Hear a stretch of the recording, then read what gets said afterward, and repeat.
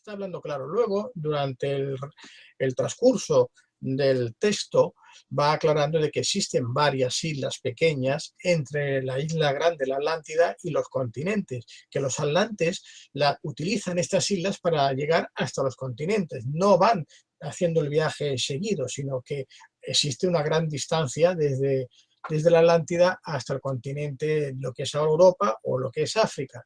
Por lo tanto, queda muy claro que la Atlántida solo podía estar en la situación y en el lugar que indica Platón, porque es que es Platón quien lo dice. Bueno, para empezar, no es Platón quien lo dice, sino el señor Jiménez. Es falso lo que acabamos de escuchar, completamente falso.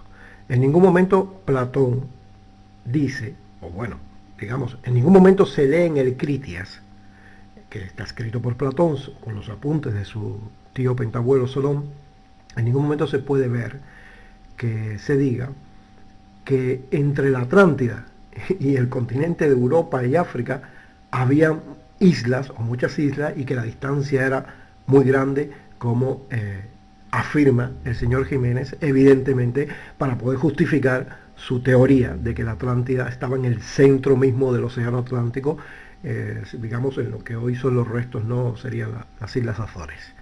Esto es una manipulación además muy clara, porque en la descripción de Platón exactamente lo que se dice es que la isla estaba delante de las columnas de Hércules, y se usa una expresión griega que es protoestomatos, que significa a la vista, o sea, ante la boca de las columnas de Hércules.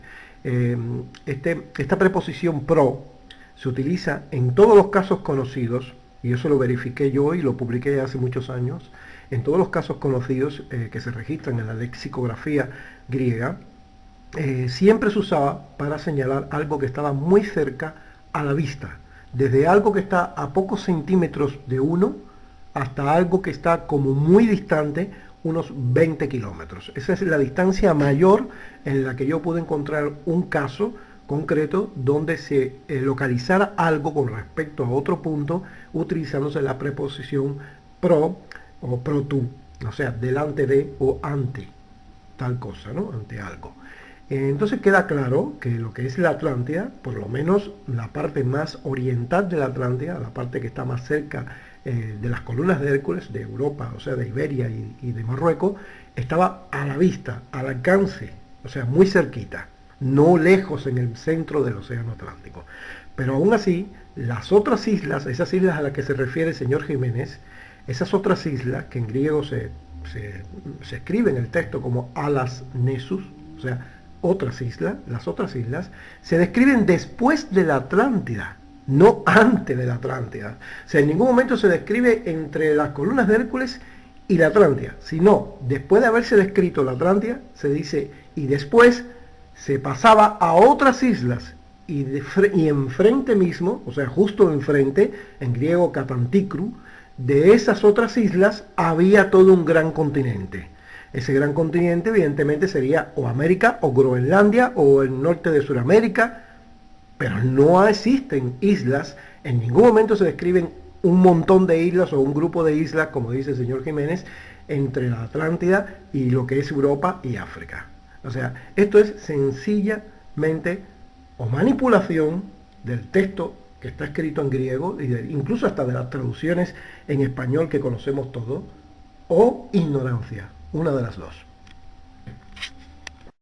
Así, por ejemplo, nos explica de que la capital de la Atlántida, la cual se llama Poseidonia, pues...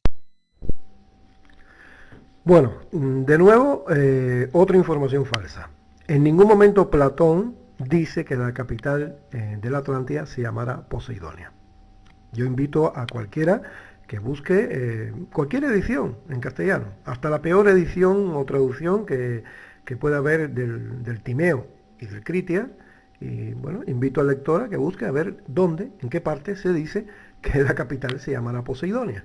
Pero bueno, esto se debe precisamente al tipo de fuentes que utiliza el señor Jiménez, porque está claro, una vez que escuché toda su conferencia, igual que otras que he escuchado, que la mayoría de las fuentes que él utiliza son autores esoteristas y bueno, y otros autores de los tiempos modernos que han escrito muchísimas barbaridades, errores, invenciones sobre la Atlántida. Y una de las invenciones que más se repite una y otra vez es esta, de que la capital se llamaba Poseidonia o Poseidonis y lo peor de todo, que demuestra también una gran ignorancia en el sentido de que no se ha consultado realmente los textos de Platón, es que se diga que es lo que Platón dice.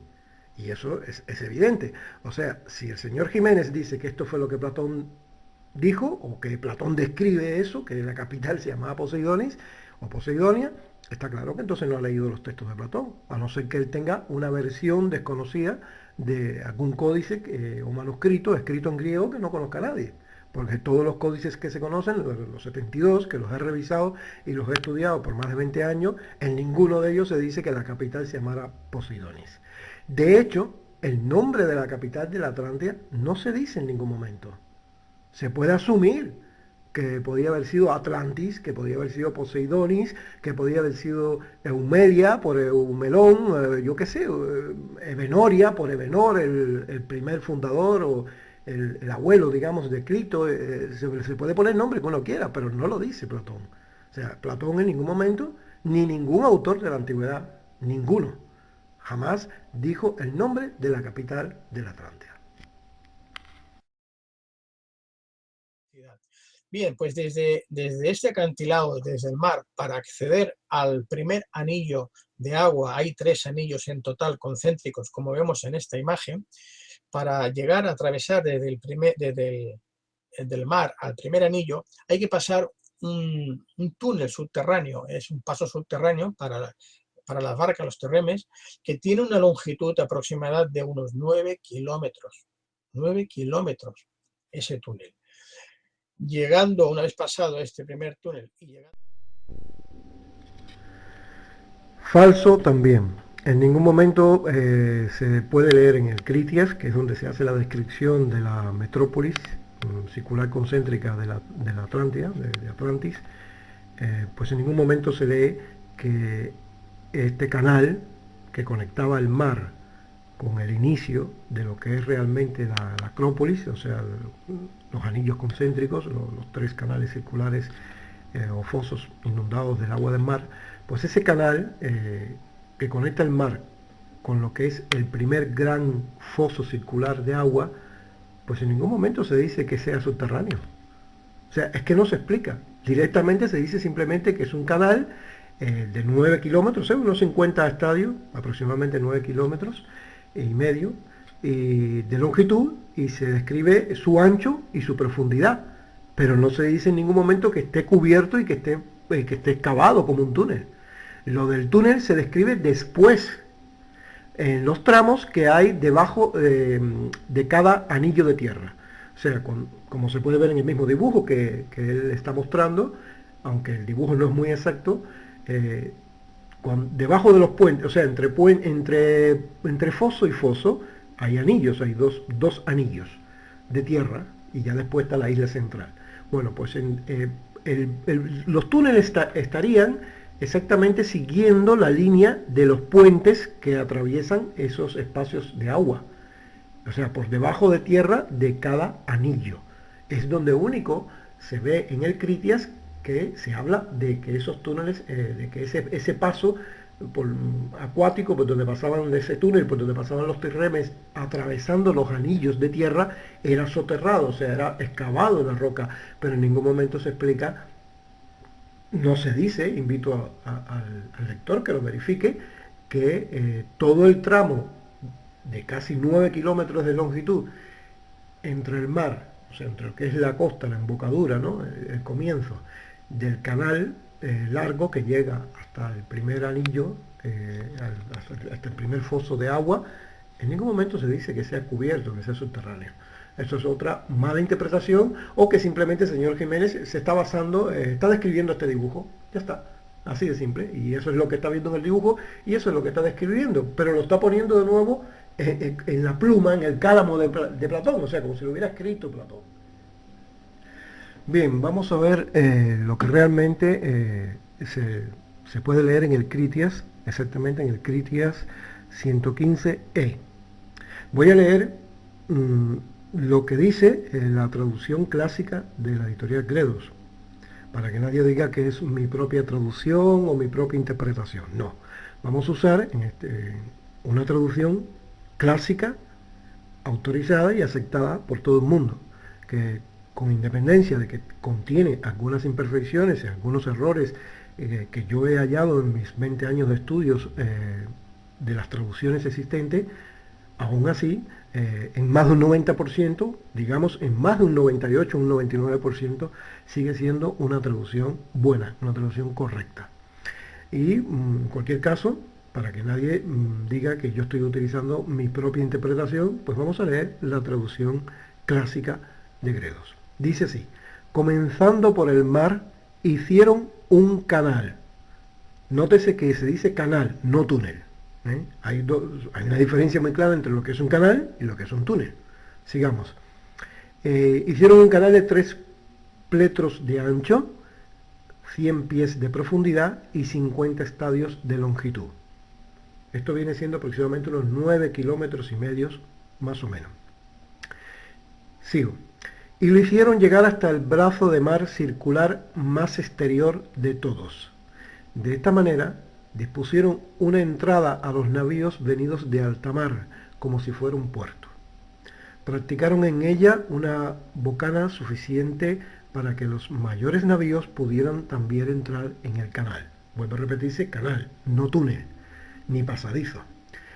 Luego, también en los recintos de tierra que separaban los círculos de agua, o sea, ya ahora llegamos a los 2 anillos de tierra, ¿vale? Entonces, cuando llega a este primer anillo de tierra, fíjense claramente cómo ahora se utiliza el término pasadizo, no canal. Bien, dice, luego también en los recintos de tierra que separaban los círculos de agua, abrieron pasadizos.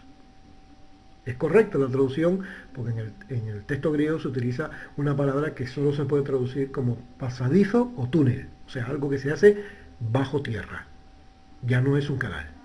A la altura de los puentes, continúo, de tal tipo que solo pudieran pasar de un círculo a otro, o sea, de un anillo de tierra al otro anillo de tierra, atravesando el espacio de tierra, ¿no?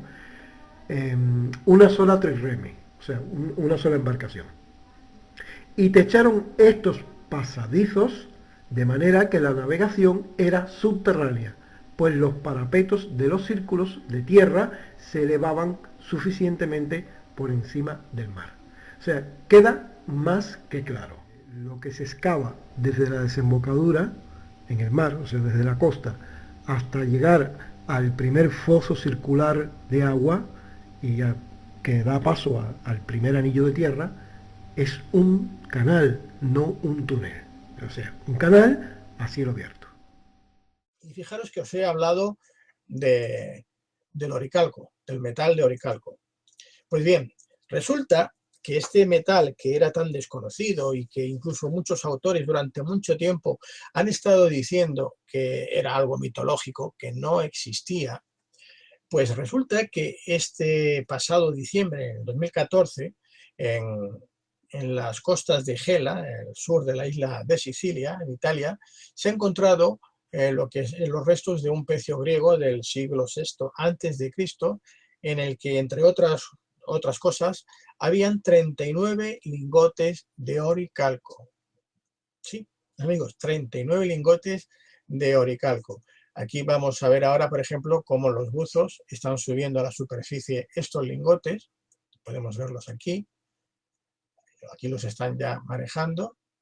Y en esta otra imagen ya los vemos todos puestos encima de la mesa. El oricalco este, en concreto, que encontraron, la aleación es de cobre y de zinc. Bien, un dato más que de alguna manera pues viene a avalar que lo que Platón decía y que muchos negaban porque no lo encontraron, pues sí que existe, el oricalco existe. Esta es la prueba de ello. Bueno, lo siento por el señor Jiménez, pero esto que acaba de comentar no es así.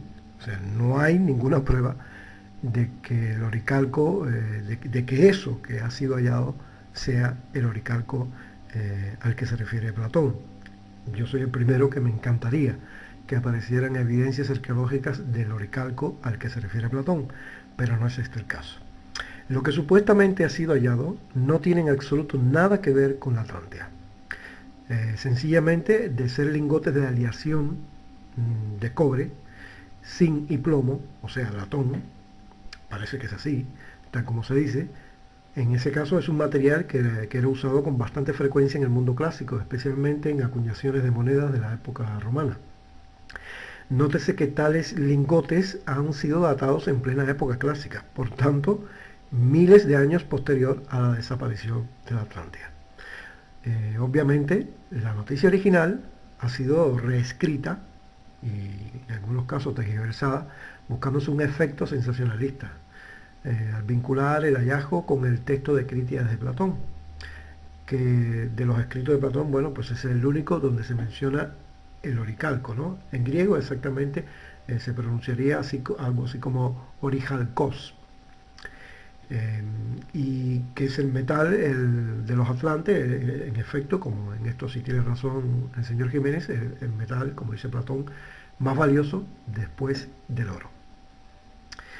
Al parecer, etimológicamente podría significar simplemente cobre de monte.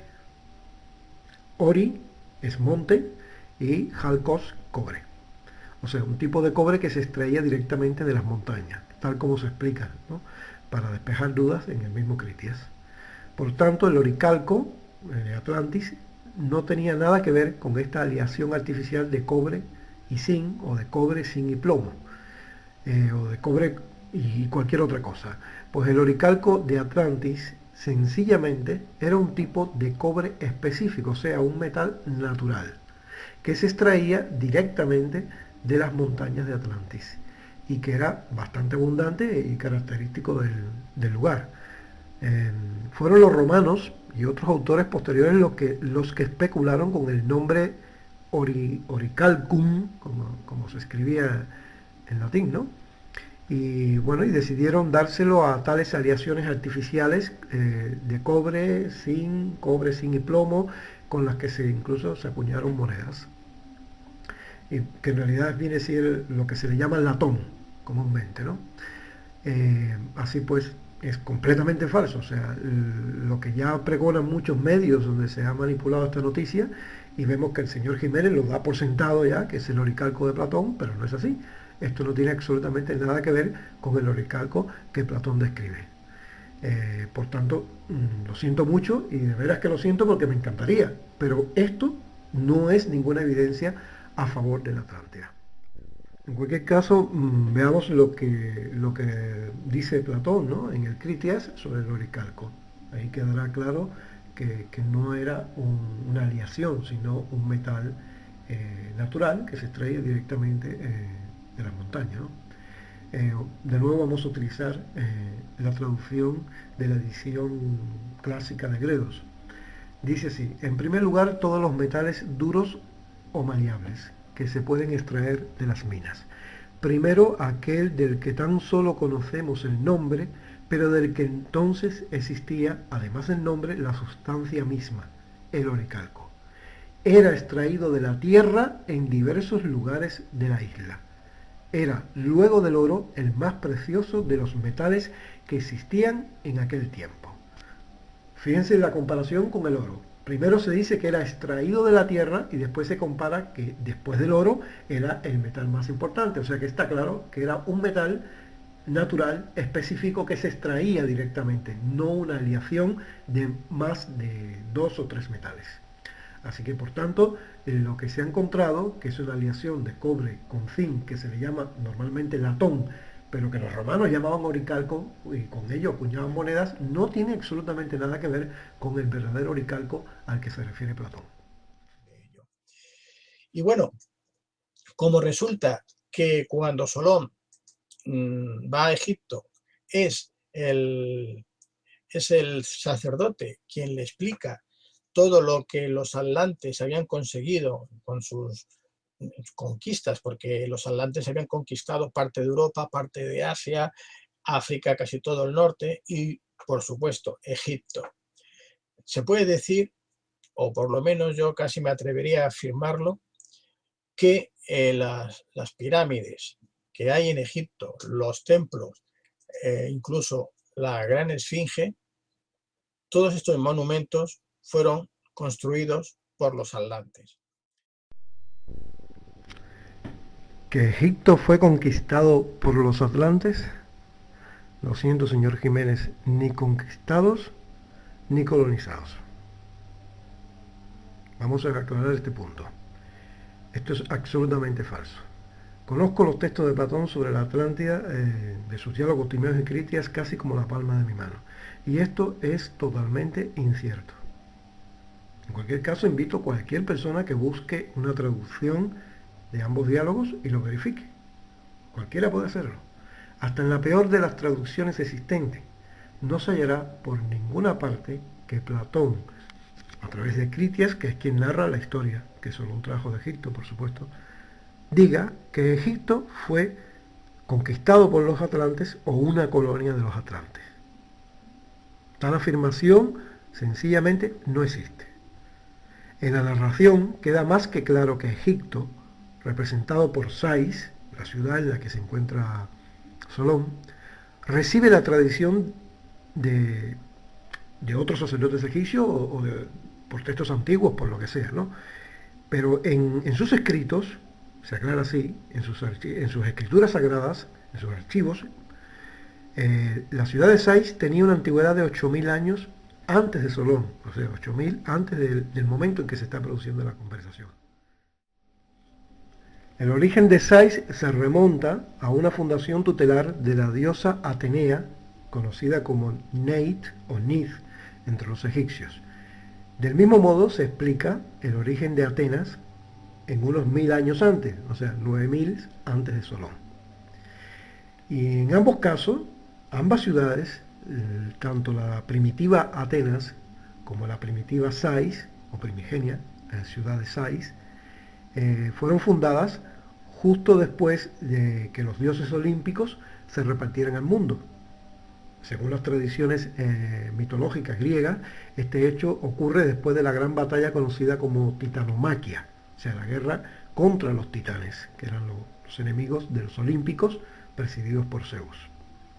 En tal reparto del mundo, que sabemos que hace los tres hermanos, Zeus, Hades y Poseidón, que se sitúa, repito, hacia el 9000 antes de Solón, antes de la conversación con los sacerdotes, o sea, aproximadamente hace unos 11.593 años, o bueno, 11.590, 11.580 o 11.570, porque no está claro en el momento exacto en que Solón visitó Sais, pero nunca pudo haber sido antes del 590 ni después del 560.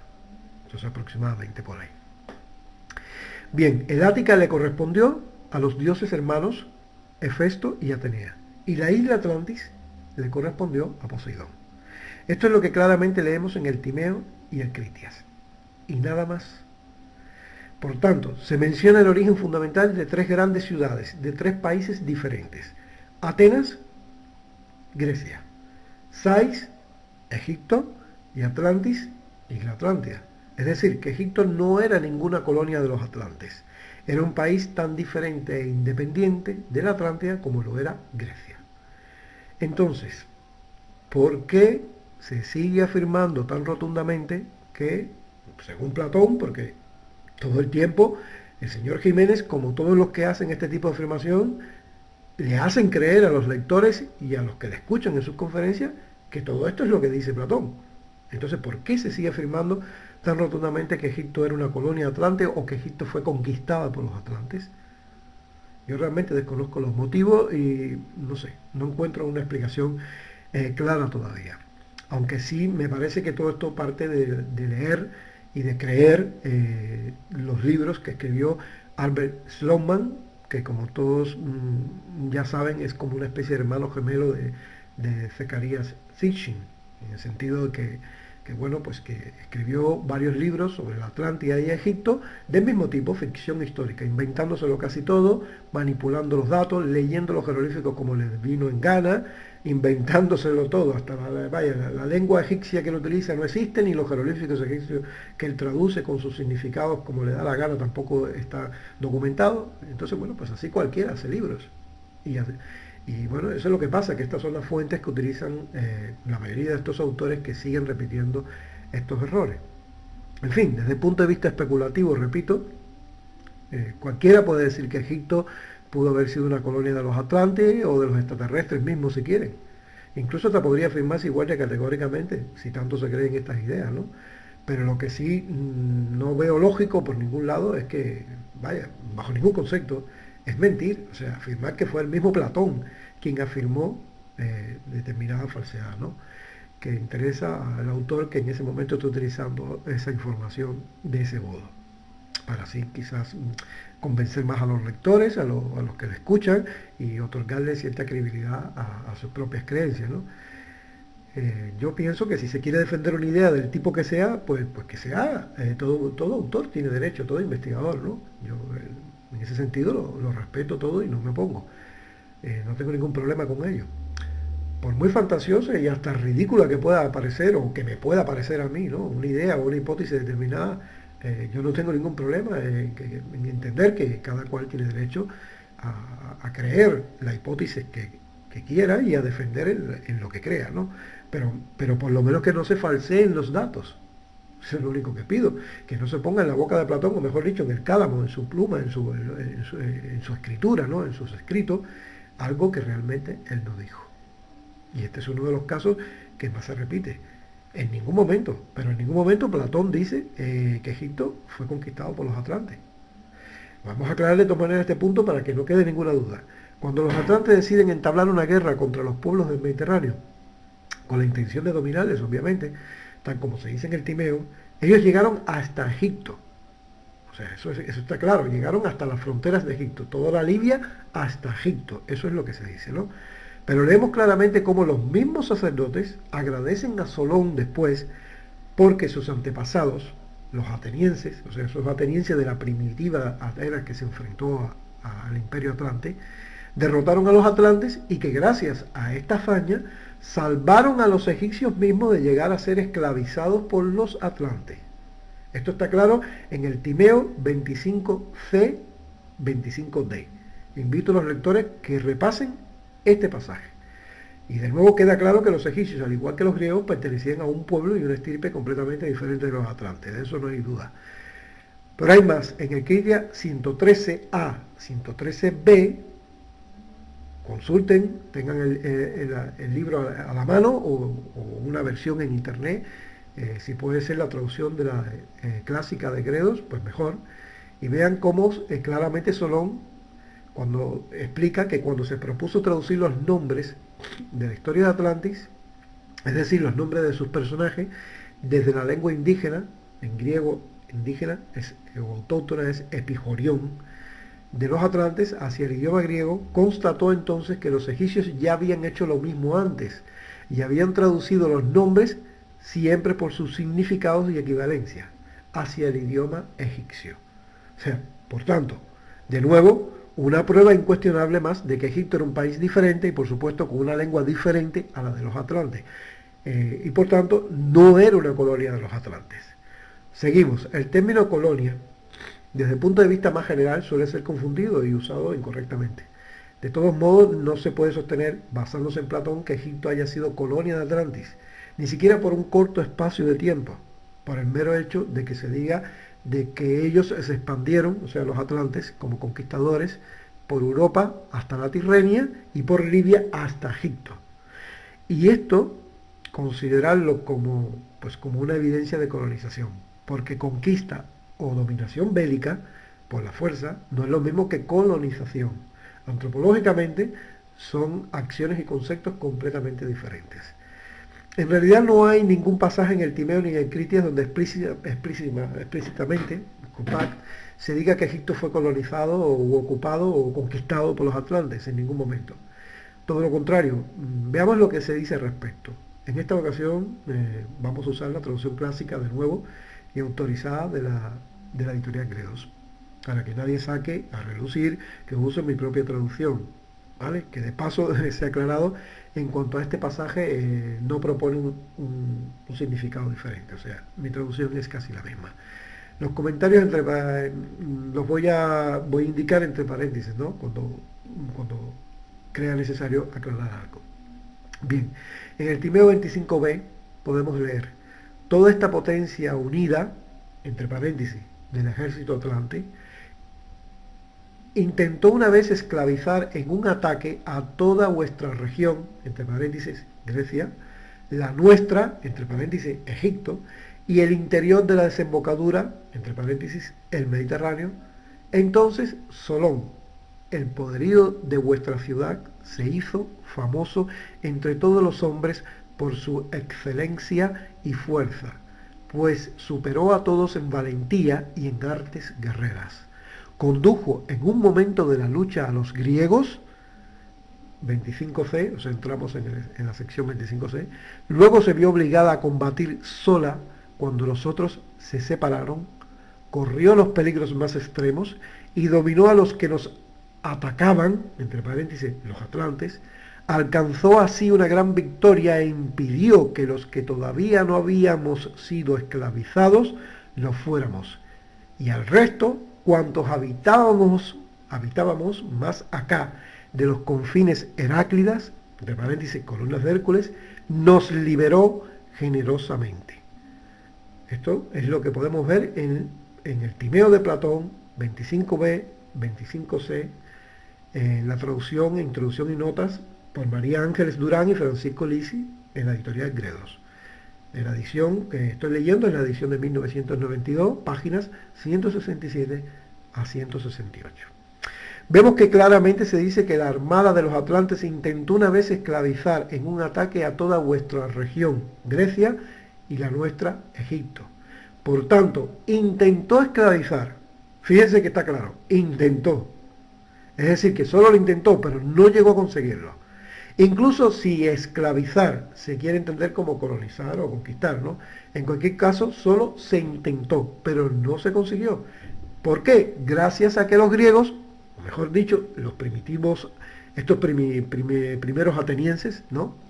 Que pertenecían al linaje de los quecrópidas, como se aclara en otros pasajes, derrotaron a los atlantes, impidiendo con ello que los que no habían sido esclavizados aún, y entre esos que no habían sido esclavizados aún estaban los egipcios, como lo dice claramente, pues fueran esclavizados, ¿no? En fin, que lo que queda claro cuando leemos este pasaje del Timeo es que cuando menos los de la región de Grecia y de Egipto, como acabamos de ver, no llegaron a ser dominados, no llegaron a ser esclavizados gracias a la victoria que tuvieron los griegos contra los atlantes. El último pasaje de la traducción se presta a confusión, claro. Yo mismo llegué a confundirme en alguna ocasión, creyendo que los egipcios habían llegado a ser esclavizados por los atlantes. Eso me pasó a mí también. Pero un análisis más profundo de todo el pasaje, sobre todo a través de los códices, cuando ya pude estudiar los 72 códices que se conocen, bueno, en este caso del Timeo menos, del 72 en general entre Timeo y Escritias. Pero bueno, cuando pude estudiar los códices y manuscritos en griego y traducirlos directamente y compararlos con las mejores traducciones que había en inglés, francés y en español, pues ya no me quedó ninguna duda. O sea, está claro de que los egipcios no llegaron a ser esclavizados, ni colonizados, ni conquistados. Ahí está claro. Y bueno, en relación a lo que dice después, de que él no tiene dudas o está convencido de que producto de esta conquista de los atlantes, pues son las pirámides y la esfinge, ¿no? Lo dice a sí mismo, que él cree que las pirámides y la esfinge fueron construidas por los atlantes. A mí este tema me pone de los nervios, la verdad. No por el hecho de que no sé cómo decirlo, no por el hecho de que me parezca una barbaridad, un disparate, una locura, no sé, no me gusta utilizar términos ofensivos, sino por una cuestión de lógica, de sentido común. O sea, no entiendo de dónde sale esta asociación de ideas de que las pirámides y la esfinge tienen que haber sido construidas por los atlantes. Mi pregunta es simple. ¿Qué pruebas tenemos de que los atlantes construyeran pirámides o construyeran esfinges? Ninguna. O sea, no sabemos ni siquiera cómo eran los atlantes, ni físicamente, ni culturalmente. Lo poco que sabemos es lo que nos describe Platón en el Critias. Y ni siquiera es exacto del todo, porque tenemos el testimonio de Plutarco, que consultó archivos egipcios, que estuvo en Egipto, y hasta nos dio los nombres de los dos sacerdotes que hablaron con Solón, Songis de Sai y Psenofi de Heliópolis, y el mismo Plutarco, que sabemos que utilizó fuentes egipcias allí, pudo verificar la historia y pudo confirmar que la historia fue descrita o transmitida a Solón por estos sacerdotes, es el mismo Plutarco quien nos dice que lo que tenía escrito Solón eran unos meros apuntes, un exordio, una introducción, y que con esos meros apuntes Platón escribió el relato y lo embelleció con suntuosos palacios y grandes murallas.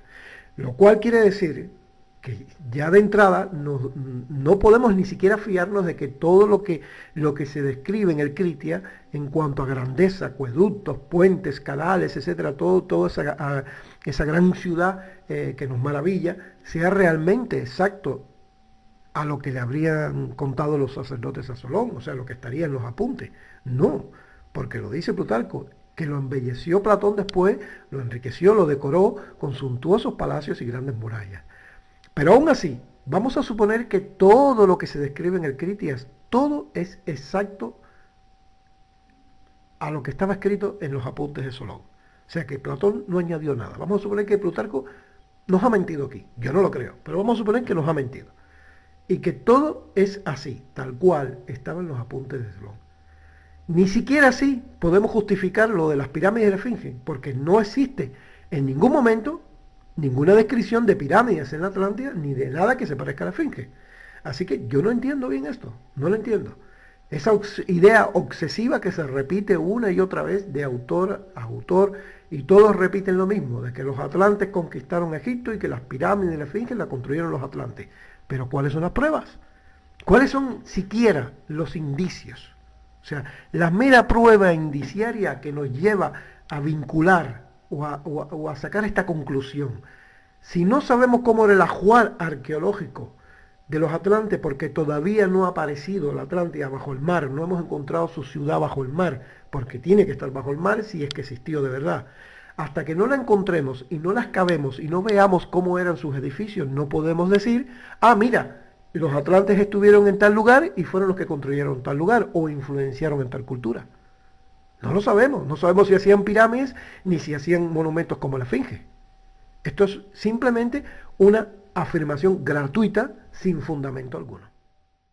Esta sería la sala hipóstila del templo de Hathor. Están las columnas y fijaos el colorido que tienen las pinturas, incluso en el techo, toda una serie de jeroglíficos que están explicando una historia, están explicando, no una, están explicando muchas historias, pero nos interesa ahora una muy en concreto, que es esta de aquí que vais a ver. Esto está en el techo, ¿de acuerdo? Bien, y aquí nos está marcando en la barca, voy a ver si lo puedo pintar, y así creo que, vamos a ver si lo veo, creo que está por aquí, aquí es, eso es, aquí, en este círculo, aquí nos está indicando en la barca donde parte Osiris, Isis y Horus. Huyen del cataclismo que está o que ha hundido en la Atlántida para dirigirse hacia Egipto, junto con el resto de deidades, que ahora veremos que también están representadas en este templo. Bueno, de nuevo el señor Jiménez utiliza una información falsa. Aquí no hay ninguna descripción de atlantes huyendo de la isla Atlántida después de una destrucción o cataclismo, como él dice así tan rotundamente. Lo que él está señalando ahí justo es el llamado zodiaco rectangular que está en el techo, efectivamente, de la sala hipóstila del templo de Dendera. Es un zodiaco donde están representadas todas las constelaciones clásicas de esa época, de la época tolemaica, ya de la época griega, como a imitación de los libros del día y de la noche que ya venían haciendo los egipcios, representándolo también en techos y en paredes de varios templos, ¿no? Desde la dinastía por lo menos 18, 19. Pero no hay en todo ese zodiaco, en los textos que están ahí escritos en jeroglífico, ni palabra que hable de inundación, ni de diluvio, ni de huida, ni de escapada, ni de migración, ni de la Atlántida, absolutamente nada. Es una mera imaginación de Albert Schlossman, que es el autor que, al parecer, es la conclusión que saco yo, que más sigue al pie de la letra del señor Jiménez. Pero todo lo que está diciendo en su conferencia en relación con la Atlántida, y especialmente en la vinculación con Egipto, es exactamente lo que ya escribió Albert Schlossman y que bueno, muchos autores siguen repitiendo sin tener en cuenta para nada las críticas muy serias que se han hecho a su obra y críticas fundamentadas, porque más del 90% de las cosas que escribe Schlossman en sus libros, que escribió varios, sobre Egipto, sobre Dendera, sobre el Zodíaco, sobre todo esto y sobre la Atlántida, es inventado, es falso, o sea, no se apoya en ningún dato real ni en ninguna evidencia real. En el mejor de los casos, cuando la evidencia es real o el dato es verdadero, simplemente él lee los jeroglíficos como le da la gana, sin tener en cuenta ni la gramática ni nada, ni la filología egipcia, absolutamente nada. Como le da la gana a él, interpreta los jeroglíficos como le da la gana a él y según le parece a él y ya está. O sea, un señor que se inventa su propia manera de leer los jeroglíficos y bueno, y los autores esoteristas y los autores que buscan misterios, pues les gusta lo que él dice, les encanta lo que él dice y ya está, así de simple. Y al diablo con todos los expertos en gramática y en filología egipcia que han largado horas y horas y han dedicado su vida entera a perfeccionar el desciframiento de los jeroglíficos egipcios iniciado por Champollion y a ir verificando palabra por palabra, frase por frase, en comparación con todas las lenguas afroasiáticas. Y vamos a ver, dudar hoy en día a estas alturas de que la lengua egipcia se puede leer y los jeroglíficos egipcios se pueden leer de acuerdo a una gramática correcta es rematadamente absurdo, por no decir algo peor, porque no me gusta usar términos ofensivos. Pues bien, el señor Schlossman pues inventó lo que le dio la gana en todo lo referente a Egipto y la Atlántida y bueno, y otros les han seguido y son como sus discípulos, aunque discípulos un poco ingratos porque la mayoría lo utilizan y lo reutilizan pero no le mencionan. Y bueno, en este caso concreto, lo que está diciendo el señor Jiménez es exactamente tomado de las obras de Schlossman, que interpreta este zodíaco rectangular, igual que el zodíaco circular, que se conserva en el Museo del Louvre, lo interpreta igual, así como una especie de calendario donde está reflejada la historia de la Atlántida, cómo huyeron de la Atlántida y fueron hacia Egipto, incluso hasta la fecha en más de 10.000 años, todas esas meras invenciones y fantasías que no se corresponden para nada con lo que uno puede realmente ver, que son los símbolos de las constelaciones clásicas y con los textos que rodean cuando los lees, donde no se habla nada, absolutamente nada, ni de catástrofe, ni de cataclismo, ni de diluvio, ni de migración, ni de nada, ni de la Atlántida, por supuesto. Esta tumba además es de la época del rey Escorpión, habréis oído hablar del rey Escorpión por lo menos en las películas de Egipto, que es muy famoso, ¿no? Y está datada, por supuesto, antes de la dinastía, o sea, de la primera dinastía, es decir, de 5.000 años antes de Cristo, 7.000 años antes de Cristo. Por lo tanto, acordaros, recordar esta data porque vais a ver luego que tienen importancia las fechas. Bueno, el rey Escorpión al que se refiere el señor Jiménez, en egiptología se conoce como Horus Escorpión I y Horus Escorpión II. O sea, parece que fueron dos reyes y por eso se clasifican de esta manera, ¿no? Como Horus Escorpión I y II. En cualquier caso, ambos están datados en el 3200 a.C., no en el 5000 a.C., como dice él. Simplemente yo creo que Jiménez ha confundido la cantidad de miles de años desde el rey Escorpión hasta el presente, que serían unos 5000 o 5200, y simplemente se ha equivocado y los ha sumado por debajo de la era cristiana. Pero claro, no es lo mismo 5000 antes de Cristo que 3200 antes de Cristo.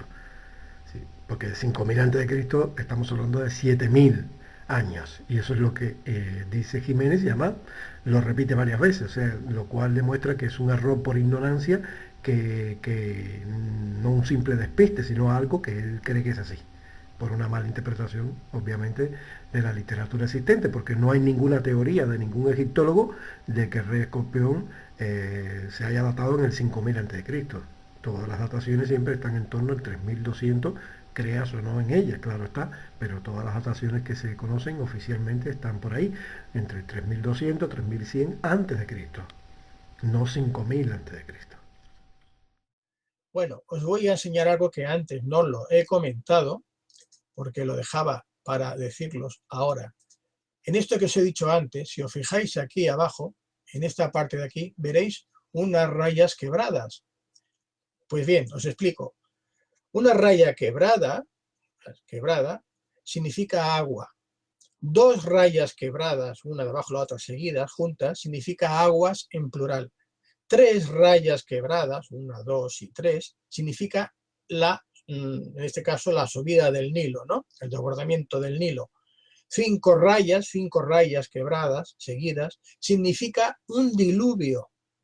Bueno, pues aquí en el techo, en la huida ya que van con la barca, ya nos enseñan 8. O sea, 8 rayas quebradas, que eso es un cataclismo, un hundimiento universal, o sea, lo más grande. Pues bien, todo lo que acaba de decir es absolutamente inventado. En primer lugar, una sola línea quebrada no significa nada en concreto en la escritura egipcia. Ese jeroglífico representa un fonograma, el sonido de la N. Bien, dos líneas quebradas no existe. O sea, no existe ningún jeroglífico egipcio en todo el catálogo registrado que consista en dos líneas quebradas. Pero en el caso de que aparecieran dos líneas quebradas, según la gramática egipcia, eso indicaría el dual, lo doble, no el plural. El plural se indica siempre con la repetición de 3 veces un mismo signo jeroglífico. Por tanto, las tres líneas quebradas sería el verdadero plural. De hecho, las tres líneas quebradas son un jeroglífico, o sea, en sí misma. Ese jeroglífico que se lee como mu, que significa aguas, o sea, masas de agua, cuerpos de agua en general. Y como determinativo, o sea, como jeroglífico taxograma que clasifica palabras, conceptos relacionados con las aguas, sí puede aparecer, de hecho aparece en una palabra que se interpreta como inundación o diluvio, aunque esta traducción de diluvio es muy poco aceptada por la mayoría de los egiptólogos porque prácticamente no hay referencias en los textos egipcios a diluvio en el sentido clásico bíblico que conocemos, ¿no? Como el diluvio de Noé. Pero aún así, bueno, hay una palabra que se acepta, que se lee así como inundación y diluvio, que tiene las tres líneas como jeroglífico determinativo de gran cuerpo de aguas. Pero no existen 8 líneas de agua, 8 líneas quebradas. Pero es más, es que ni siquiera hay 8 líneas quebradas. Podemos ver una foto con buena resolución, ya que la que él usa justo, no sé, parece que fue una casualidad, pero justo la imagen que él utiliza es de la parte más borrosa de este zodiaco rectangular del que él está hablando. Pero podemos ver un par de imágenes con buena resolución y clara, donde se puede ver perfectamente que son 6, o sea, dividida en dos grupos de 3, que es lo normal. No pueden existir 8 porque no existía ningún jeroglífico egipcio que fueran 4 líneas. Y los egipcios solían duplicar o triplicar los signos, ¿no? Como ya hemos hablado, se duplicaban para indicar un dual o lo que es doble, y se triplicaban para indicar el plural. En este caso, esto es lo normal. Esto que vamos a ver aquí, que estamos viendo, tal y como está representado en el templo, son el cuerpo, o sea, lo que es el cuerpo de la diosa Nut, que es la que está aquí, en la foto él la representa de cabeza, pero si la ponemos en la posición normal vemos que es la diosa Nut. Entonces su cuerpo está representado con tres líneas de agua divididas por una cenefa de rosetas y tres líneas más quebradas de agua. De manera que en total son seis, no ocho. O sea, hay dos de más que evidentemente Jiménez dice que están, pero no están porque ni se ha tomado la molestia en verificarlo, o sea, ni se ha tomado la molestia en ver las fotos y comprobar que no existen esas ocho líneas de agua, que nunca han existido, que son solo tres y tres. O sea, tres divididas por esta cenefa de rosetas y tres más, conformando lo que es el cuerpo de la diosa Nut, interpretada como una diosa celestial de las aguas celestiales. Esto está todo vinculado con el mito del Nun, que es el gran océano primigenio que para los egipcios era como un cielo acuático, o sea, como que la diosa Nut está compuesta por aguas o masas acuáticas. Eso era una creencia de los egipcios, y el mismo nombre de la diosa Nut se escribía con vasijas de agua, Nu, igual que Nun, con los mismos jeroglíficos de las vasijas de agua. Entonces, aquí lo que llama la atención es eso, ¿no? ¿Por qué Jiménez repite 8 y 8 y 8 y además con una convicción absoluta? Esto demuestra que no ha visto ni siquiera las imágenes. O sea, no. ¿Por qué? Bueno, yo pienso que la explicación es simple. Porque es lo que dice Schlossman. Ya está. Él se limita a repetir lo que dice Schlossman. O sea, él no verifica la fuente. O sea, Jiménez no ha visto ninguna foto, ni siquiera como esta que estamos viendo aquí ahora. No ha visto ninguna foto. La misma foto que él pone como ejemplo, que en la parte borrosa parece que es la única imagen que él ha visto jamás en su vida de este zodiaco del techo, porque si hubiera visto la foto más completa o de otra parte donde se ve claramente que no son ocho, no creo que lo diría, ¿no? Entonces, él está repitiendo lo que dice Schlossman, porque Schlossman eso es lo que dice, que son ocho. ¿Por qué?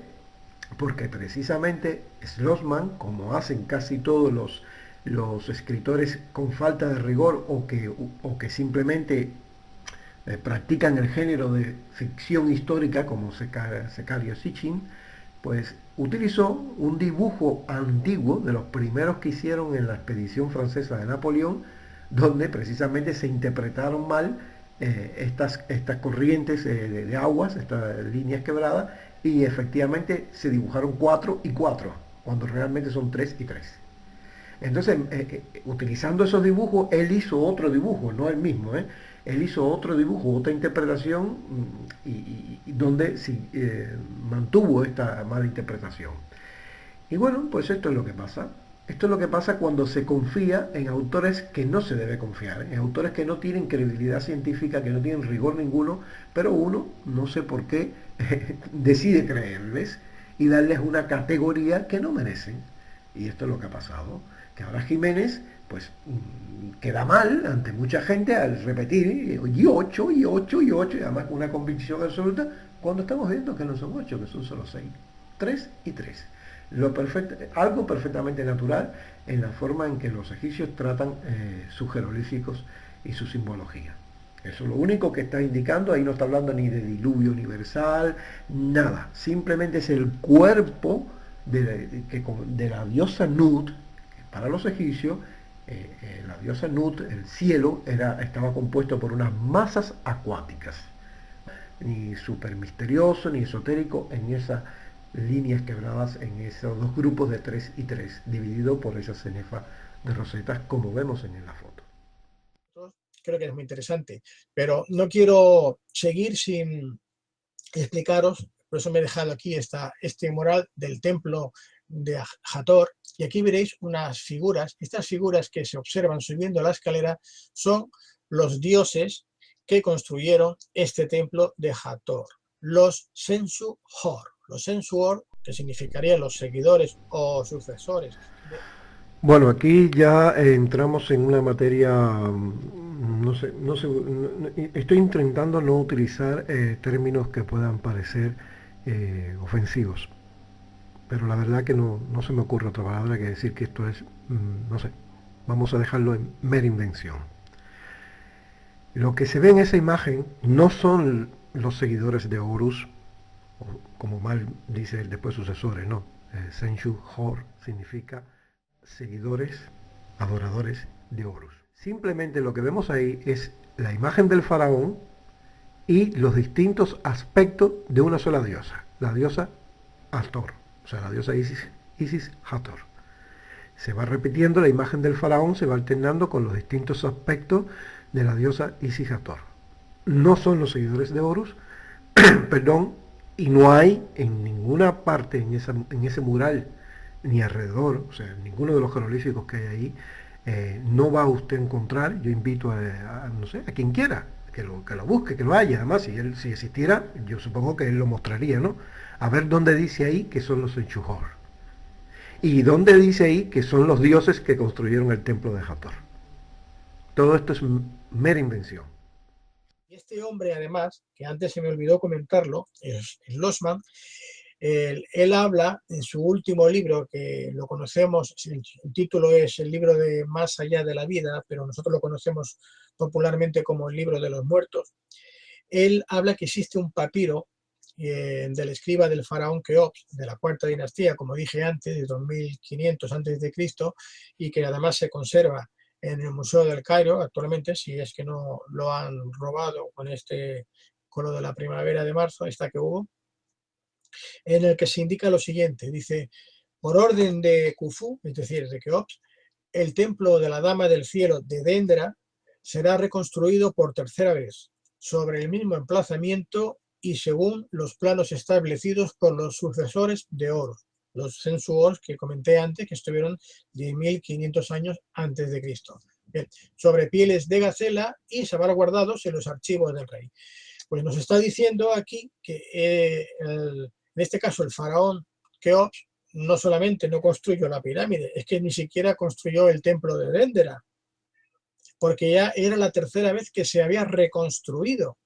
Esto lo dice el propio faraón en este papiro. ¿Mm?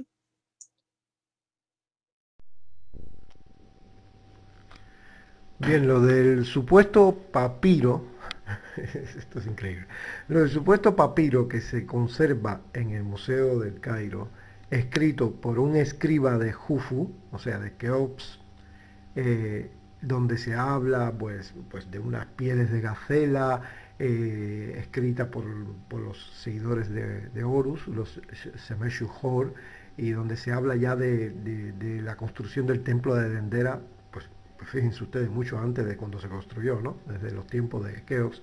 Pues todo eso es una mera invención de Albert Schlossman. Pero lo que me llama la atención aquí, y no quiero ser más pensado, pero me llama la atención cómo justo a la hora 41 con 42 segundos, el señor Jiménez da como a entrever, bueno, que se conserva el Museo del Cairo, si es que todavía está después de la revolución o de esta que ocurrió última, ¿no? No sé, me da la impresión como que está preparando el terreno para cuando alguien diga que ese papiro no existe, decir, bueno, porque lo robaron cuando la revuelta. No, no es así. El papiro no existía desde mucho antes, porque desde mucho antes de la revuelta ya yo lo vengo diciendo y otras personas también lo han comentado. El papiro nunca ha existido. Nadie lo ha verificado, nadie ha podido decir, mira, aquí está. No existe ningún egiptólogo, ni aficionado, ni nadie que haya podido mostrar ni una sola foto de ese papiro. Es una de las tantas invenciones de Schlossman, que repito, es un escritor de historia ficción o de ficción histórica que quiso emular de algún modo el éxito que vio que tuvo Zecharia Sitchin con su invención de los Anunnaki, y se le ocurrió hacer exactamente lo mismo. Se inventó toda una historia imaginativa con falsas pruebas, evidencias que no existen o que supuestamente existieron pero después desaparecieron misteriosamente, mataron al que las tenía, no sé, se perdieron, etcétera, etcétera, etcétera. Eso en algunos casos, porque realmente en la mayoría de los casos cuando habla de una evidencia dice que existe y ya está, pero ni una foto. Ni una simple referencia. Por ejemplo, si es un papiro de un escriba de los tiempos de Keops, que de hecho no se conserva nada más que uno solo, que apareció precisamente hace 2 o 3 años en un puerto marítimo en el Mar Rojo. Ese es el único papiro que se ha encontrado realmente de alguien que trabajó para Keops en los tiempos de Keops. Y se descubrió hace poco, hace menos de 3 o 4 años. Pero antes de eso no había aparecido ningún papiro de alguien que lo escribió en la propia época en que vivía Keops y que era un escriba de Keops. No existe. Y si existiera ese papiro con ese texto fantasioso que se inventa Schlossman, ¿por qué no dijo ese catalogado con el número tal, con el nombre tal, en el legajo tal, que es como se clasifican las cosas y cómo se muestran las cosas, y con referencias bibliográficas de quién fue el que lo encontró, en qué libro se hablan de ese papiro? Pues no da ningún dato. Como hace con todo lo que explica y todo lo que se inventa en el libro, no da datos. Todo es así, todo lo que el 90% de las cosas que explica y que expone como si fueran verdades Schlossman, hay que tragárselas por cuestión de fe, ya está. Eso no es ciencia. La ciencia exige que con cada argumento y con cada evidencia que uno muestra, aunque sea una prueba indiciaria, aunque sea una evidencia circunstancial, uno tiene el deber de mostrar la referencia exacta, la fuente exacta. Cualquiera que haya leído mis libros sabe que lo hago así, porque así tiene que ser. Si cada papiro que utilizo en mi libro, que son casi 200, están todos debidamente referenciados en el catálogo oficial, en la colección, en el museo, en la biblioteca, o donde están con el número, para que cualquiera pueda ir y verificarlo allí si quiere y ver que de verdad existe, con independencia de que pongo también fotos de cada uno de ellos. Pues nada de esto hizo Schlossman. Y sí, ya para acabar, deciros que hoy día pues todo el mundo puede tener acceso, por ejemplo, a través del Google Earth, al fondo del mar o incluso a la Luna o Marte, y aquí hay quien dice ver restos de la Atlántida. En este otro se puede observar. Si son restos de la Atlántida o no, yo no lo puedo confirmar, pero hay personas, muchas personas que sí, que lo creen, que creen que realmente este sería un resto de la Atlántida. Y no... Hace ya muchos años que demostré esas líneas no tienen absolutamente nada que ver con trazados de ninguna ciudad bajo el mar. Incluso un artículo publicado por Manuel José Delgado Martínez, que como todos sabéis es un investigador del misterio muy conocido, él mismo hace referencia a cómo yo solucioné este falso hallazgo de la Atlántida. Salió en año cero, no recuerdo exactamente en qué número, pero bueno, Manuel publicó un artículo y hizo referencia a mi investigación. Y esta revista Año Cero estoy seguro que es una de las que más lee, pero con toda seguridad el señor Jiménez. No sé, pero veo que sigue sin darse por enterado del asunto y sigue diciendo que muchos creen que podrían ser restos de la Atlántida. Pero bueno, son simples trayectorias de barridos mediante reflexión sísmica, insertadas en un mapamundi batimétrico como parte de un programa oceanográfico internacional. Estos datos, que se conocen como datos de reflexión sísmica marina, bueno, pues muestran los trazados de líneas, es típico, ¿no?, de las líneas sísmicas usadas en algunos sondeos batimétricos de este tipo. Lo pude comprobar todo porque hallé incluso las publicaciones científicas de los autores que hicieron estos mismos barridos de sonares, y en estas publicaciones se puede ver cómo fue en el mismo lugar exactamente y con el mismo dibujo o trazado. De hecho, incluso publiqué un vídeo en YouTube, pequeñito, corto, donde superponía el trazado tomado de esa publicación científica encima para que vieran cómo encajaba perfectamente, línea por línea, espacio por espacio. O sea que es algo que ya se solucionó. Yo lo solucioné, recuerdo que a los pocos días, a los 3 o 4 días, había salido la noticia en inglés, o sea, mucho antes que incluso que Google mismo diera la explicación misma que estoy dando ahora, de que eran barridos sísmicos de sonar y que no tenían nada que ver con ruinas. Pero bueno, como pasa con estas cosas, igual que pasa con las bombillas, igual que pasa con el famoso tanque, helicóptero que está en el Templo de David, que también fui yo el que lo descifré en el año 95 y demostré que era una superposición de dos titulaturas, una titulatura de Ramsés II sobre otra de Seti I, que era su padre, y cómo la superposición de esos signos, una mano con otro signo encima, pues daba la sensación de que pareciera un tanque con su cañón delante, ¿no? Un tanque de guerra, y el helicóptero pues es el arco, el jet, el arco, con otro signo encima y parece como si fuera un helicóptero, pero no son, y lo demostré poniendo los dos títulos por separado y después superponiéndolos en transparencia.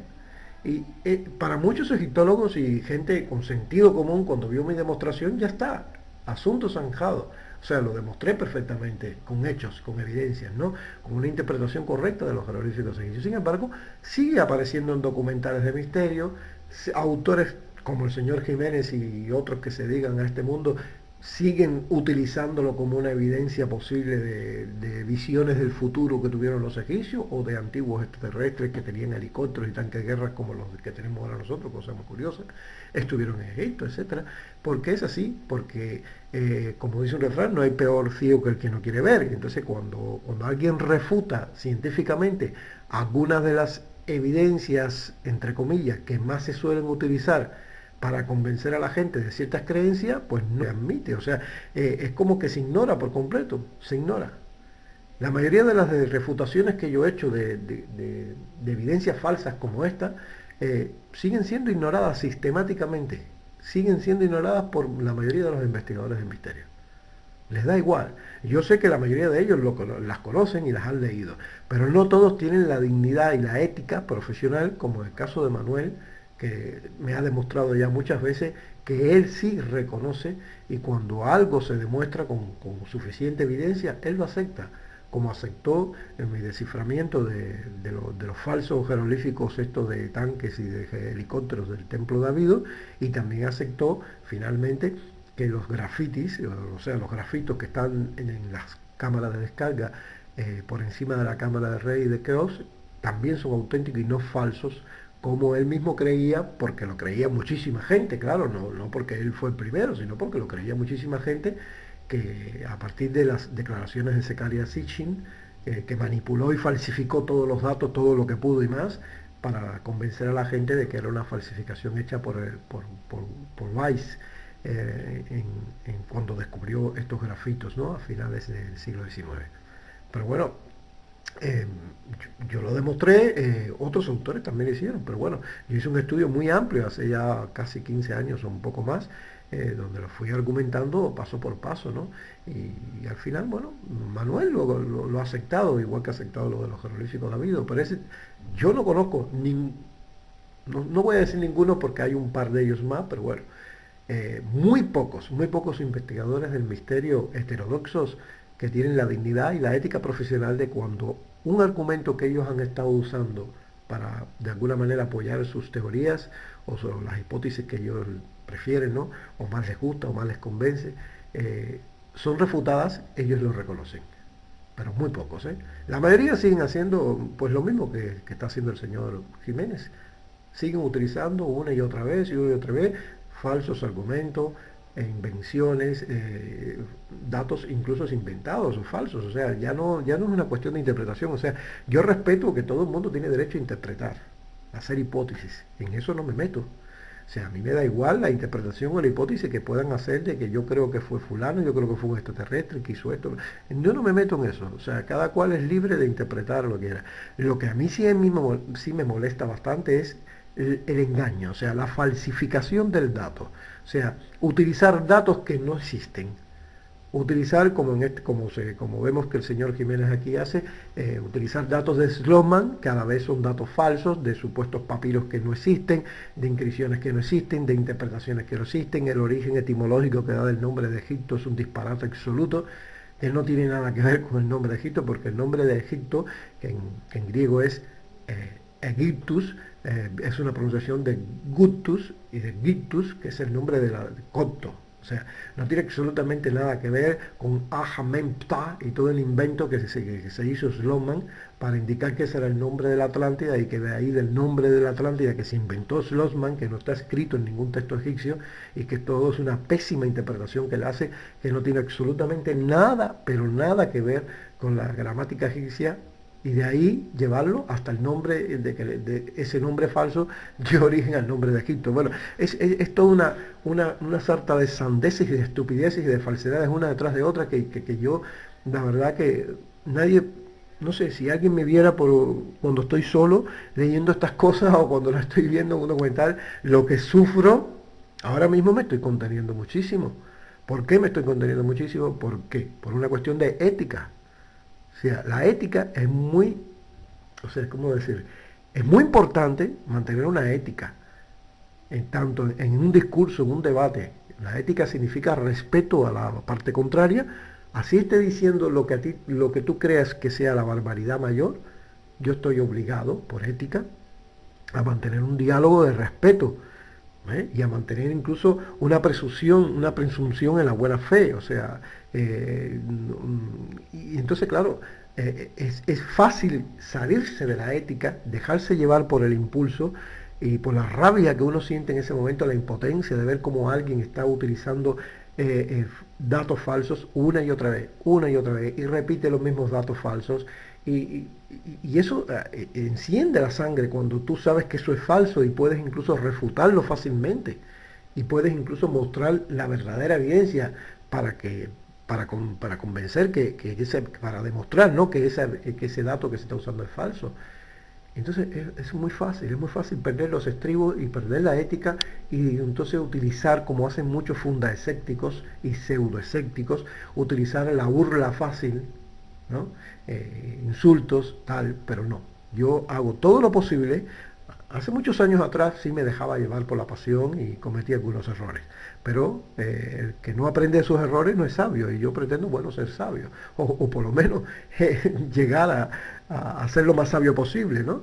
Entonces yo trato de aprender de mis errores y hace muchos años que he tratado de corregir y me cuesta mucho y me estoy autoeducando constantemente para mantener una ética. Porque lo que no me gusta que me hagan a mí, no quiero yo, evidentemente, hacérselo a los demás. Eso es una regla básica. Siempre ha sido así. No le hagas a los demás lo que no te gustaría que te hicieran a ti. Es evidente que si yo trato con falta de respeto al señor Jiménez, a Manuel Delgado, a cualquier otro autor que tenga ideas con las cuales yo no estoy de acuerdo, incluso aunque vea que en algunos casos cometen errores o utilizan datos falsos, yo siempre tengo que presuponer que no lo hacen con mala fe. O sea, yo siempre tengo que presuponer que o bien es por ignorancia, por no conocer los datos verdaderos, o sea, ignorancia en el sentido de no conocer, no de ignorante, inculto, sino de no conocer, no tener conocimiento de los datos verdaderos, ¿entiendes? O bien porque, bueno, pues por creer, por tener una excesiva fe o concederle una excesiva credibilidad al autor que están utilizando como fuente. ¿Qué es lo que pasa en la mayoría de los casos? Yo estoy convencido que en la mayoría de los casos es esta la clave. O sea, tanto el señor Jiménez como cualquiera de los otros autores famosos, que no voy a mencionar el nombre porque no quiero que nadie piense que quiero convertir esto en una cuestión personal, que no lo es, para nada, pero estamos hablando ahora del señor Jiménez. En la mayoría de los casos estoy convencido que es esto. O sea, todos ellos utilizan, además todos utilizan la misma fuente, a Schlossman, igual que utilizan a Sitchin o a von Daniken y a otros autores porque les conceden credibilidad. Ya está, para ellos son creíbles. Para ellos, no lo sé, no sé cómo explicarlo, pero para ellos son como una autoridad, o sea, como si fueran autores que, vaya, no sé, yo no sé quién fue el que decidió en algún momento que Schlossman, un personaje oscuro que nadie sabe quién es, que ya te digo, que prácticamente nadie sabe ni siquiera cómo era su aspecto físico. No estamos hablando de un autor súper conocido, como por ejemplo von Daniken, que sí conocemos bien su aspecto, ha salido en muchos documentales. Schlossman no salía ni en documentales. Es que ya te digo, solo se conserva una sola entrevista cortita hablando de Nostradamus en un canal local, ni siquiera de máxima audiencia de Francia, que lo encontré hace poco, no hay nada más. Y se habla de un debate público que tuvo, creo que fue un día o 2 días antes de morir, un debate donde se estuvieron hablando de varias cosas, en un programa de esto local de Francia, y bueno, él estuvo en ese debate y ya está. Esas son las 2 únicas apariciones de las que se hablan de él. No es una persona súper conocida, pero yo no sé quién fue el que de pronto decidió que Schlossman era una autoridad mucho más creíble que todos los egiptólogos que han existido en la historia de la humanidad. No lo sé, no sé de dónde salió eso. Y ya está. Y el caso es que se ha utilizado Sloman y se sigue utilizando, los investigadores de misterio lo siguen utilizando y dándole mayor credibilidad a todas las elucubraciones que se hacen, a todas las invenciones que él dice, aunque no cite fuentes, aunque no dé detalles exactos, ni nada que se pueda verificar, y le dan muchísima más autoridad como una fe ciega, como si fuera, yo qué sé, como si fuera Dios. Y todos creyendo todo lo que él dice así. Y poniéndolo por encima de todos los egiptólogos más importantes y de los especialistas más grandes que han existido en lengua egipcia o en gramática egipcia, ¿no? Pero es así, es triste, pero es la realidad. Es la realidad. Y yo sufro bastante, pero ya repito, no porque por nada personal. O sea, yo estoy viendo la entrevista del señor Jiménez, he visto varias ya de él, y en lo personal, o sea, como persona, creo que incluso podría ser un buen amigo de él. O sea, me cae bien. O sea, me cae bien. Yo percibo que es una buena persona. Yo percibo que es una persona decente, que es una persona agradable, de buen trato. O sea, que yo podría, en la vida real, a lo mejor podríamos ser hasta grandes amigos si nos conociéramos. Pero estoy hablando del contenido, o sea, nunca hablo de la persona. Yo nunca critico a las personas. O sea, yo cuando hago una refutación o una crítica sobre alguien que se mete en el tema de la Atlántida, que es el que más me afecta, porque llevo más de 20 años dedicado en cuerpo y alma a la Atlántida, y sobre todo desde un punto de vista histórico-científico, o sea, tratando de llegar o aproximarme a la verdad, sea cual sea, y calla quien calla, como siempre suelo decir, con el mayor rigor científico posible, ¿no? Entonces, cada vez que yo veo declaraciones sobre la Atlántida de investigadores, tanto de la parte heterodoxa, o sea, de la parte digamos que se dedican al misterio, como de la parte académica, o que le llaman oficial, entre comillas, en cualquiera de los dos casos, cuando veo que utilizan datos erróneos, malinterpretados, falsos, falacias que se vienen repitiendo una y otra vez, pero que no se han tomado la molestia de verificar y que no saben. Me doy cuenta que es por ignorancia, o sea, porque no conocen que ese dato no es real, o porque no conocen que ya ha sido demostrado por mí que era falso, o por otra persona. Entonces, yo sí me siento mal, sufro con eso, y me entra como una especie de agobio, porque no puedo refutar a todos, son muchísimos, cada vez son más. Son miles de páginas en internet, no hay quien pueda con ello. Da igual que yo refute los errores que comete el señor Jiménez o las falsedades que él dice porque repite lo que ha dicho otro, no es porque se las inventa él. De momento no he escuchado nada en el señor Jiménez erróneo o falso sobre la Atlántida que no haya yo ya escuchado antes en otros y haya leído en otros libros y en otros y en otros. O sea, no es nada original las cosas que él está diciendo. O sea, todo lo que él está diciendo está escrito ya y se ha dicho ya por otros autores y él simplemente lo que está repitiendo. O sea, y no hay nada, absolutamente nada que yo pueda decir, esto es una invención del señor Jiménez. No le puedo acusar a él. En este sentido le tenemos que exculpar. Él simplemente está repitiendo información que él considera fidedigna. Simplemente eso. Todo lo que habla después en relación a la supuesta colonización de los atlantes hacia la parte de América es un sinsentido increíble. O sea, yo la verdad que no, a veces me faltan los términos para poder incluso hasta criticar porque me parece tan, pero tan absurdo. Basta con ver las pirámides egipcias, por ejemplo, que el señor Jiménez asegura, evidentemente basándose en Schlossman, que fueron edificadas por los atlantes y la Esfinge. Basta comparar la arquitectura egipcia con, por ejemplo, la arquitectura de Tiahuanaco, la forma de representar las figuras, los grabados en el arte boliviano de los Andes, para ver que son completamente diferentes, o sea, son culturas completamente diferentes. Entonces, ¿cómo puede? Es un sinsentido, o sea, ¿cómo puedes decir que la misma civilización atlante emigra hacia Egipto y hacia América y crea cosas tan diferentes? O sea, ¿cómo se puede conectar civilizaciones tan diferentes en el estilo artístico, arquitectónico? Son completamente diferentes, porque que me encuentren unos cuantos bloques que están unidos, que no quepan una hoja de afeitar, que eso no sirve, eso lo hay en el mundo entero. Eso es simplemente trabar bien los bloques, es una técnica de sentido común.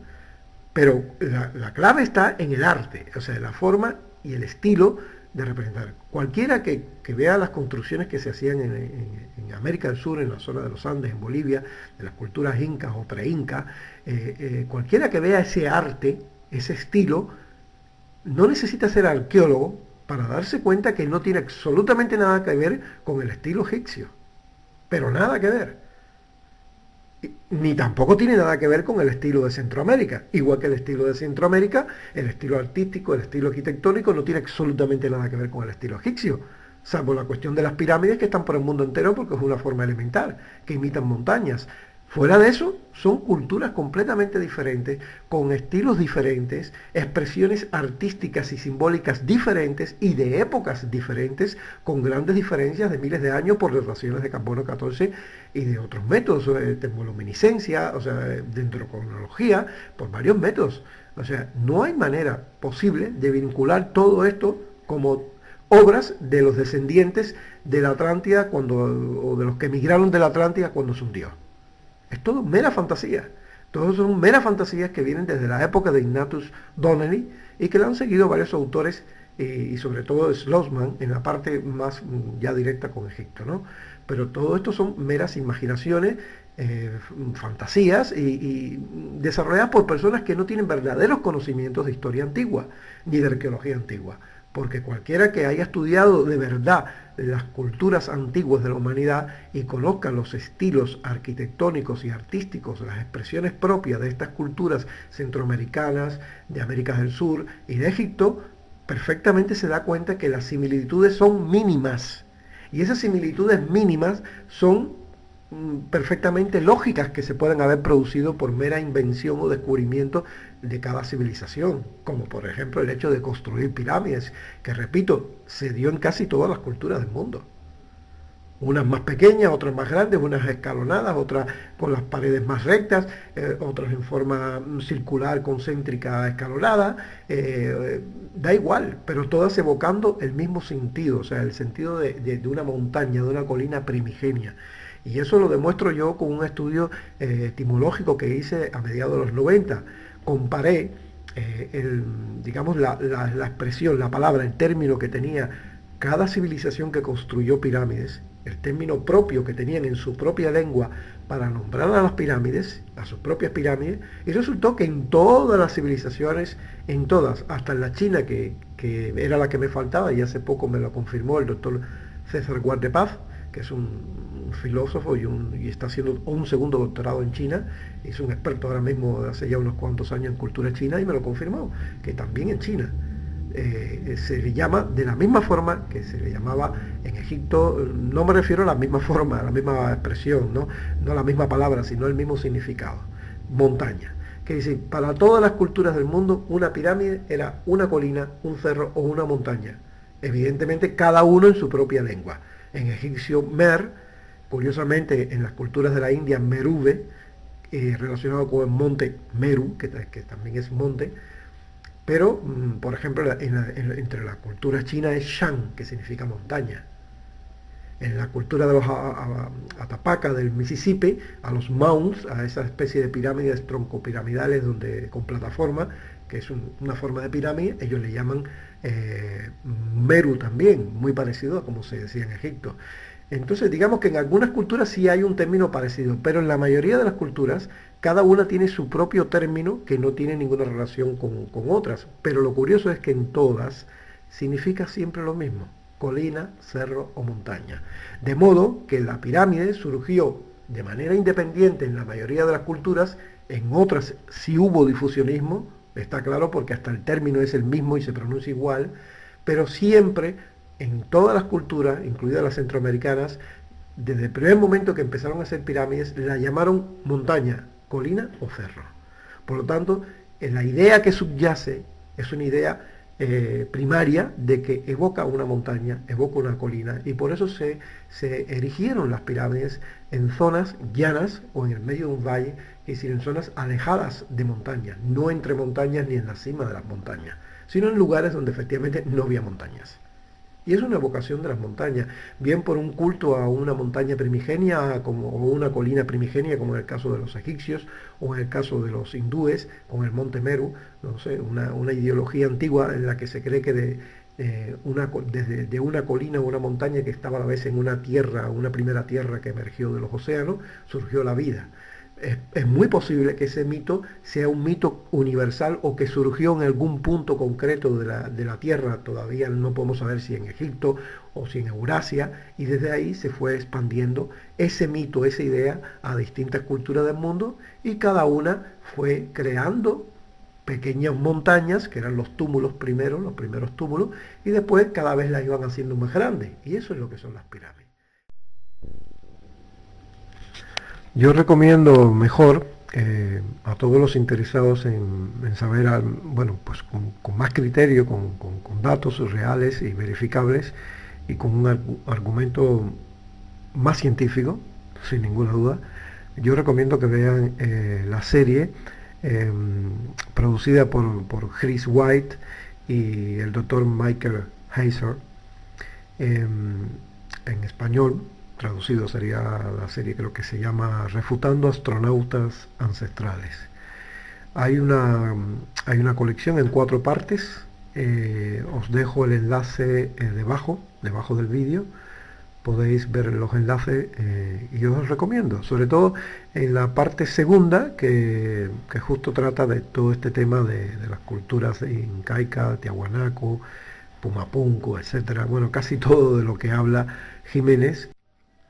Todo lo demás, lo de la bola de cristal, lo de la pirámide bajo el mar, lo de la supuesta ciudad piramidal también al sur de Guanacavives en Cuba, todo eso es información tergiversada, manipulada, falsa.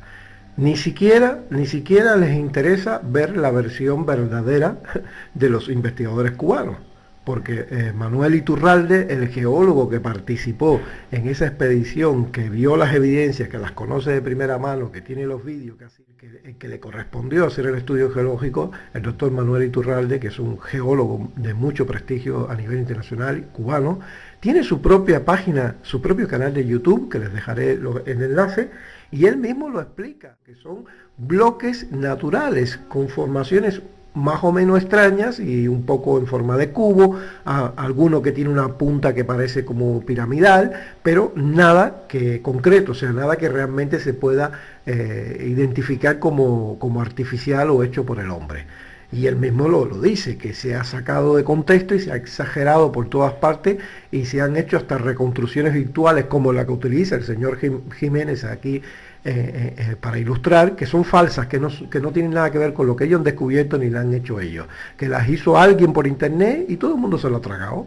Y todo el mundo se lo ha tragado. Bueno, pues toda la gente que realmente necesita creer estas cosas y que no exigen pruebas ni verifican fuentes, como parece que es el caso del señor Jiménez, porque no le hubiera costado ningún trabajo ponerse en contacto directo con el doctor Manuel Iturralde o con Gabino de la Rosa, el arqueólogo que participó también en la expedición.